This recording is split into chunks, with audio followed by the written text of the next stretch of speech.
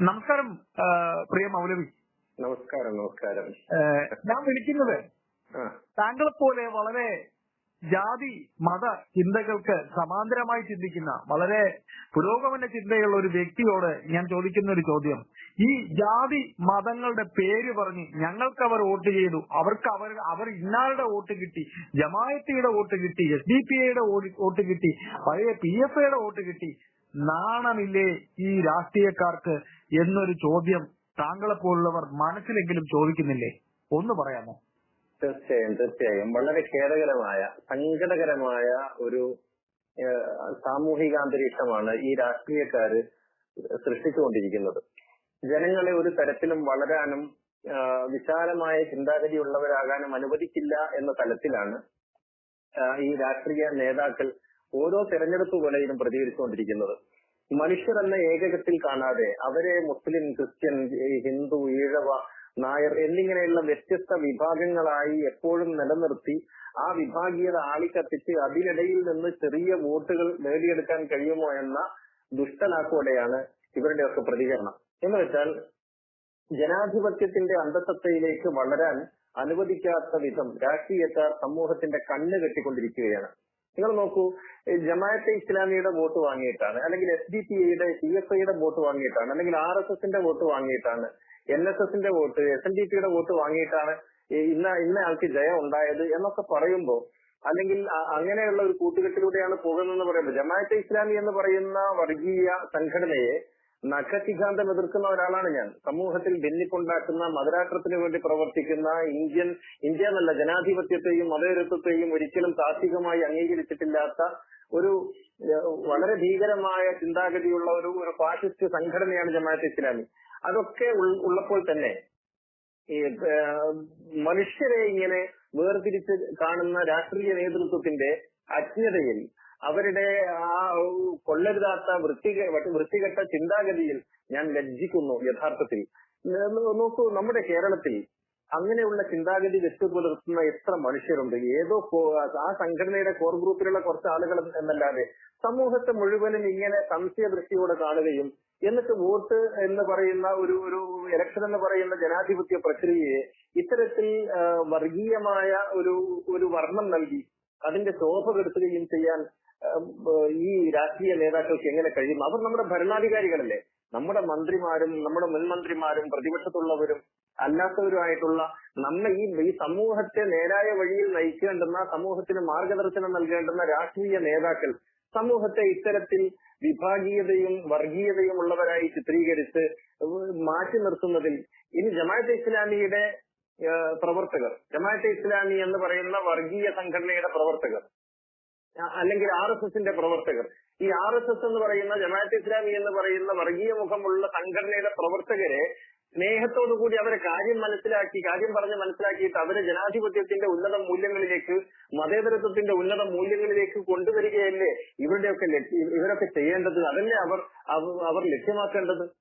അങ്ങനെ ജനങ്ങളെ ബോധവൽക്കരിച്ച്, ജനങ്ങളെ എഡ്യൂക്കേറ്റ് ചെയ്ത് മതേതരത്വത്തിന്റെ സ്വർഗീയ പാതയിലേക്ക്, മഹത്തായ പന്ഥാവിലേക്ക് സമൂഹത്തെ നയിക്കേണ്ടുന്നതിന് പകരം ജമാഅത്തെ ഇസ്ലാമിക്ക് മൊത്തം ഒരു കൂട്ടം പ്രവർത്തകരുടെ, ഒരു കൂട്ടം മനുഷ്യരുടെ കുത്തക എഴുതി കൊടുക്കുന്ന ഏർപ്പാടല്ലേ യഥാർത്ഥത്തിൽ ചെയ്തുകൊണ്ടിരിക്കുന്നത്. ഇനി മറ്റൊന്ന്, ഇതിന്റെ മറുവശം ചിന്തിച്ചു നോക്കൂ. ജമാഅത്തെ ഇസ്ലാമിയെ അല്ലെങ്കിൽ PFIയെ അല്ലെങ്കിൽ അതുപോലുള്ള സംഘടനകളെ, RSSനെ ഒക്കെ തരാതരം പോലെ ഉപയോഗപ്പെടുത്തുന്നവരാണ് ഈ പറഞ്ഞുകൊണ്ടിരിക്കുന്നത്. കഴിഞ്ഞ പ്രാവശ്യം അല്ലെങ്കിൽ അതിന് മുമ്പത്തെ പ്രാവശ്യം ഉപയോഗിച്ച ആളുകൾ, അതേ ആളുകൾ തന്നെ ഇത് പാതിരാക്ക് രാസഞ്ചാരം നടത്തുകയും എന്നിട്ട് പകലിൽ അവിടെ കല്ലെറിയുകയും ചെയ്യുന്ന ഈ പകൽമാന്യന്മാരുണ്ടല്ലോ, അത്തരത്തിലുള്ള ഒരു അവസ്ഥയിലേക്ക് നമ്മുടെ രാഷ്ട്രീയ നേതൃത്വം മാറിപ്പോകുന്നു എന്നുള്ളതാണ്. നിങ്ങൾ നോക്കൂ, എനിക്ക് ലജ്ജ തോന്നുന്ന, നമ്മുടെ ജനാധിപത്യ സംവിധാനത്തെ കുറിച്ച് ആശങ്ക തോന്നുന്ന ചില കാര്യങ്ങൾ. വോട്ടെടുപ്പ് പ്രഖ്യാപിച്ചാൽ ഇവർ മതങ്ങളുടെ അരമനയിൽ പോകുന്നു, ഇവർ കാന്തപുരത്തിന്റെ അരമനയിൽ പോകുന്നു, ബിഷപ്പുമാരെ കാണുന്നു, ജിഫ്രി മുത്തുക്കോയ തങ്ങളെ കാണുന്നു, ഇവർ സ്വാമിമാരെ കാണുന്നു. എന്താണ് യഥാർത്ഥത്തിൽ ഇവിടെ സംഭവിച്ചുകൊണ്ടിരിക്കുന്നത്? ജനാധിപത്യം എന്നാൽ എന്താണ്? ഏതെങ്കിലും മതത്തിന്റെ ആലയത്തിൽ കൊണ്ടുപോയി കെട്ടാനുള്ള സങ്കല്പമാണോ ഇത്? എല്ലാവരെയും ഒരുമിച്ച് കാണുന്ന ഏതെങ്കിലും ഒരു മതത്തിന് എന്തിനാണ് ഇങ്ങനെയുള്ള എന്നിട്ട് പിന്നെ ഏതൊക്കെയോ മതാലയങ്ങളിൽ പോയി മതമേധാവികൾ എന്ന് പറയുന്ന ആളുകളെ കണ്ട് അവരുടെ അനുഗ്രഹം വാങ്ങി അവരുടെ പാദസേവ ചെയ്തിട്ടാണ് ഇപ്പുറത്ത് വന്നിട്ട് മതേതരത്വം പറയുന്നത്. എന്നിട്ട് അവര് വോട്ട് വാങ്ങിയത് ഇന്ന ആൾക്കാരെ പ്രീണിപ്പിച്ചിട്ടാണ്, ഇന്ന ആൾക്കാരുടെ സഹായത്തോടു കൂടിയാണ്. എല്ലാവരും ഈ കുളിമുറിയിൽ എല്ലാവരും ലഗ്നരാണ്. മതകീയമായ പ്രീണനങ്ങളെ, മതകീയമായ വിഭാഗീയതയെ പ്രോത്സാഹിപ്പിച്ചുകൊണ്ടാണ് നമ്മുടെ രാഷ്ട്രീയ തമ്പുരാക്കന്മാരൊക്കെയും അവരവരുടെ അന്നം തിളപ്പിച്ചുകൊണ്ടിരിക്കുന്നത്. ജനാധിപത്യത്തിന്റെ മൂല്യവ്യവസ്ഥയിലേക്ക് ഇവരാരും വന്നിട്ടില്ല. അംബേദ്കർ, നമ്മുടെ ഭരണഘടനാ ശില്പിയായ അംബേദ്കർ കണ്ട ആ ഭരണഘടനാ മൂല്യങ്ങളിലേക്ക്, നമ്മുടെ രാഷ്ട്രപിതാവായ ഗാന്ധിജി കണ്ട ഉന്നതമായ സ്വപ്നങ്ങളിലേക്ക് കാലെടുത്ത് വെക്കാൻ അതിന്റെ ആദ്യത്തെ ചുവട് പോലും ഇവരാരും വെച്ചിട്ടില്ല എന്നുള്ളതാണ് വസ്തുത. മനുഷ്യനെ മതകീയമായി കാണുകയും എന്നിട്ട് ആ അർത്ഥത്തിൽ അവരുടെ ഉള്ളിൽ വികാരങ്ങൾ ഉണ്ടാക്കുകയും വിഭാഗീയത ഉണ്ടാക്കുക, പരസ്പര വിദ്വേഷം ഉണ്ടാക്കുക, വെറുപ്പ് ഉൽപ്പാദിപ്പിക്കുക. എന്തൊരു കഷ്ടമാണ്. നമ്മുടേതുപോലുള്ള ഒരു രാജ്യത്ത് എത്ര സുന്ദരമായിട്ട് ജനാധിപത്യ സംവിധാനത്തെ നടപ്പിലാക്കാൻ സാധിക്കും. നിത്യഗുരു പറയാറുള്ള ഒരു ഒരു ഒരു വചനം എനിക്ക് ഓർമ്മ വരികയാണ്.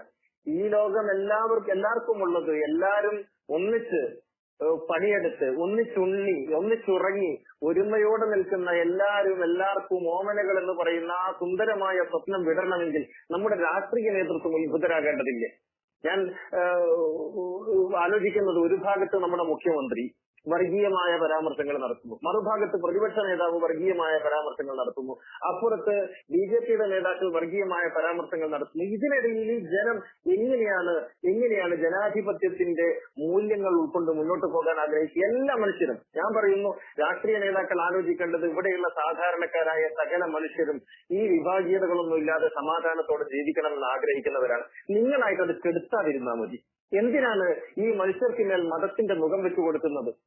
എല്ലാവരും മതം എന്ന് പറയുന്നത് സ്വകാര്യമായി പ്രാക്ടീസ് ചെയ്ത് അവരുടെ മനസമാധാനത്തിന് വേണ്ടി അമ്പലത്തിലോ ചർച്ചിലോ പള്ളിയിലോ ഒക്കെ പോയി ജീവിക്കാൻ ആഗ്രഹിക്കുന്നവരാണ്.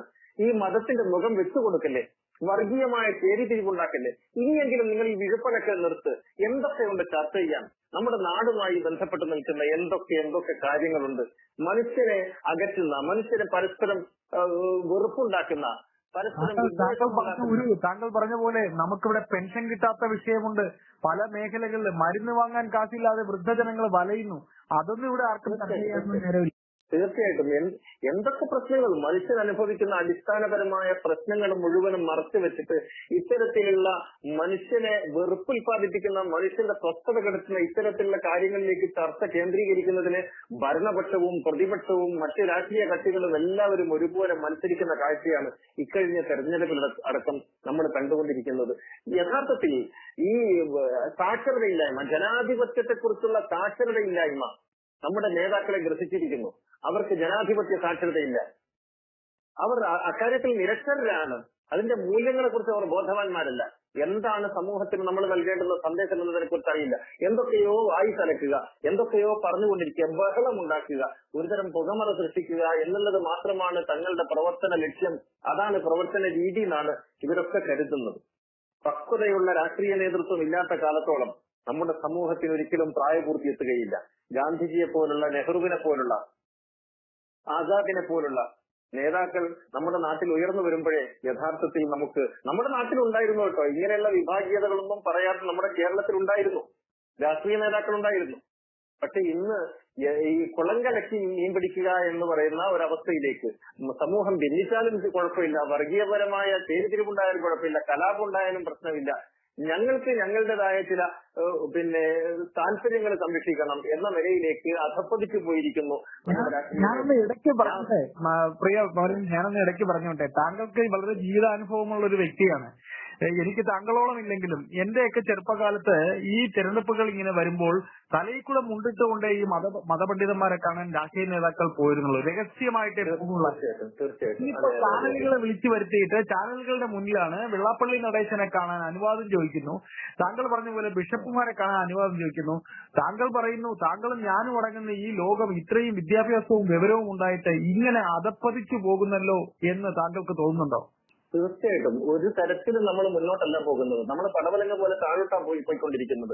പൂർവ്വകാലങ്ങളിൽ ഇത്തരത്തിൽ ഞാൻ ഓർക്കുന്നു, നമ്മുടെ ഇന്ന് മുഖ്യമന്ത്രിയായിരിക്കുന്ന ശ്രീമാൻ പിണറായി വിജയൻ കുറച്ചു കാലങ്ങൾക്ക് മുമ്പ് മതനേതൃത്വങ്ങളെ സമീപിച്ചിരുന്നത് വളരെ ധീരമായിട്ടായിരുന്നു ഞാനിപ്പോ ഓർക്കുന്നത്. അതായത് നികൃഷ്ട ജീവി എന്ന് വിളിക്കാൻ, അല്ലെങ്കിൽ ബോഡി വേസ്റ്റ് എന്ന് പ്രവാചകന്റെ മുടിയെന്നൊക്കെ പറഞ്ഞ് എഴുന്നള്ളിച്ചതിനെ പറയാനൊക്കെ ധൈര്യം ഉണ്ടായിരുന്ന ഒരാള് ഇന്ന് അതിൽ നിന്നൊക്കെ മാറിയിട്ട് മറ്റാരേക്കാളും കൂടുതൽ അപകടകരമായ വിധത്തിൽ പ്രസ്താവന നടത്തുമ്പോൾ നമ്മൾ വളരുകയാണോ തളരുകയാണോ, നമ്മൾ മുന്നോട്ടാണോ പോകുന്നത് പുറകോട്ടാണോ സഞ്ചരിക്കുന്നത് എന്ന് നമുക്ക് ഓർക്കേണ്ടതുണ്ട്. എന്ന് വെച്ചാൽ മതം എന്ന് പറയുന്നതിനെ ഒരു ടൂളായിട്ട്, രാഷ്ട്രീയമായിട്ടുള്ള ഒരു ടൂളായി ഉപയോഗപ്പെടുത്തുകയും മതനേതൃത്വങ്ങളുടെ എല്ലാ കൊള്ളരുതായ്മകളെയും, നമ്മുടെ നാട്ടിലൊക്കെ മതകേന്ദ്രങ്ങളിൽ നടന്നുകൊണ്ടിരിക്കുന്ന പ്രശ്നങ്ങളെയൊക്കെ ഒന്നൊന്നായിട്ട് എടുത്ത് പരിശോധിച്ചാൽ യഥാർത്ഥത്തിൽ ഓരോരുത്തരും ഞെട്ടിപ്പോകും. പക്ഷെ അതൊക്കെയും മതം എന്ന വിലാസത്തിന്റെ ഉള്ളിൽ ഒളിപ്പിച്ചു വെച്ചിട്ട് അതിനെ അടയിരിക്കുകയാണ് രാഷ്ട്രീയ നേതാക്കൾ ചെയ്യുന്നത്.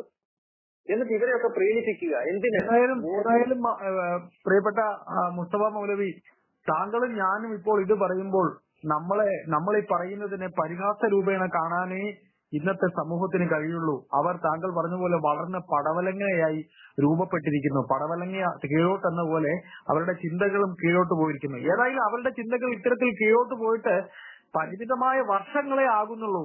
പിന്നെ താങ്കൾ പറയുന്ന പോലെ ഇന്നത്തെ യുവതലമുറ ഇവർ നയിക്കുന്ന വഴിയിലേക്ക് പോകില്ല എന്ന് തന്നെ നമുക്ക് പ്രത്യാശയുണ്ട്. അത് വളരെ പ്രധാനപ്പെട്ട പോയിന്റാണ്. ഈ രാഷ്ട്രീയ നേതാക്കളൊക്കെ ആലോചിക്കുന്ന ഒരു വിഷയമുണ്ട്. പുതിയ തലമുറ നിങ്ങളുടെ പ്രവർത്തനങ്ങളിൽ മടുത്തിരിക്കുന്നു. അവർ ഒന്നുകിൽ അരാഷ്ട്രീയവൽക്കരിക്കപ്പെടും, അല്ലെങ്കിൽ അവർ നാടുവിട്ടു പോകും. ഇത്തരത്തിലുള്ള രാഷ്ട്രീയം, ഞാൻ നിരന്തരമായി ക്യാമ്പസുകളുമായി ബന്ധപ്പെടുന്ന യുവതലമുറയുമായി ബന്ധപ്പെടുന്ന ഒരു വ്യക്തി എന്ന നിലയ്ക്ക് എനിക്ക് ഉറപ്പിച്ച് പറയാൻ കഴിയും, നമ്മുടെ നാട്ടിലെ രാഷ്ട്രീയ നിലപാടുകളോടുള്ള വിയോജിപ്പ് വളരെ ശക്തമായി യുവതലമുറയിൽ വളർന്നു വന്നുകൊണ്ടിരിക്കുകയാണ്. ഒരിക്കലും ഇത് അവർ ഉൾക്കൊള്ളുന്നില്ല, അവർ പൊറുപ്പിക്കാൻ തയ്യാറാകുന്നില്ല. ഒന്നുകിൽ അവർ അരാഷ്ട്രീയവൽക്കരിക്കപ്പെടും, എന്നിട്ട് ജനാധിപത്യ സമ്പ്രദായങ്ങളോട് തന്നെ മുഖം തിരിഞ്ഞു നിൽക്കും, അല്ലെങ്കിൽ പിന്നെ അതുകൊണ്ടായിരിക്കും അല്ലെ തിരുമേനി, അതുകൊണ്ടായിരിക്കും പ്രിയ മൗലവി നമുക്ക് ഈ വോട്ടിംഗ് ശതമാനമൊക്കെ കുറയുന്നത്.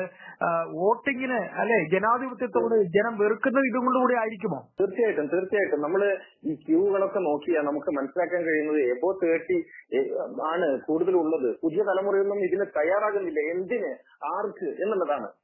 ഇതൊന്നും ഒരു കൊള്ളരുതാത്ത ആളുകളുടെ കേന്ദ്രമായിട്ട് രാഷ്ട്രീയം മാറിയിരിക്കുന്നു എന്നാണ് പുതിയ തലമുറ ചിന്തിച്ചുകൊണ്ടിരിക്കുന്നത്. ഇതിലൊന്നും ഒരു വിശ്വാസവും താല്പര്യവും അവർക്കില്ല എന്നുള്ളതാണ് കാര്യങ്ങൾ എത്തി നിൽക്കുന്നത്. ഇങ്ങനെ ഈ അർത്ഥത്തിൽ പോകുമ്പോൾ നമ്മുടെ ജനാധിപത്യമാണ് ദുർബലപ്പെടുന്നത്, എന്ന് വെച്ചാൽ നമ്മുടെ രാഷ്ട്രമാണ് ദുർബലപ്പെടുന്നത്. നമ്മുടെ രാഷ്ട്രീയ നേതൃത്വം ഇനിയെങ്കിലും ഇക്കാര്യമൊക്കെ ഓർക്കുകയും അല്പം പക്വതയോടെ ഉത്തരവാദിത്വ ബോധത്തോടെ കാര്യങ്ങളോട് പ്രതികരിക്കുകയും ചെയ്യണമെന്നാണ് എനിക്ക് രാഷ്ട്രീയ നേതൃത്വങ്ങളോട് എല്ലാ പാർട്ടികളിലുമുള്ള നേതൃത്വങ്ങളോട് അഭ്യർത്ഥിക്കുവാനുള്ളത്. ഏതായാലും വളരെ കാതലായൊരു വിഷയമാണ്. താങ്കളെ വെറും പരിമിതമായ മിനിറ്റുകൾക്കുള്ളിൽ ഇത് ചർച്ച ചെയ്യാൻ താങ്കളെ ക്ഷണിച്ചതിൽ എന്നോട് ക്ഷമിക്കുക. ഇതൊരു വലിയ വിഷയമാണ്.